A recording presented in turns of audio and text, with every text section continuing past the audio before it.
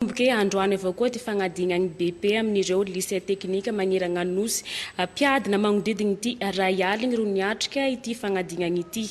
tegna amin'ny LTP Alarobia tamin'ny maraigny teo ty minisy ny fampianarana teknika sy fagnofanana ny arakasa nijery ty fizotry ny fagnadinagny izy avao koa ro nanokatra tamin'ny fomba ofisialy nilaza adina mialoha ty nanombohagny fagnadinagny mahakasika ty rahampitso izay talata andro tsy fiasagny le nagnambara ty minisitry tompon'andraikitra fa mitohy ty fagnadinagny BP handao araha tika ty fagnampagnazavangy mahakasika izay. Nisy moa didim-panjakana navoaka hoe andro tsy fiasana ho an'ny silamo ny rahampitso kanefa kosa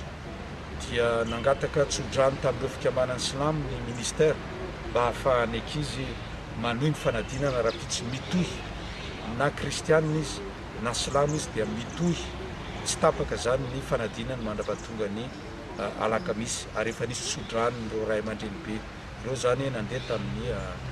télévision omaly ary mbola amafisiny eto so amafisiny isaky ny centre d'examen fa mitohy hatrany ny fanadinana.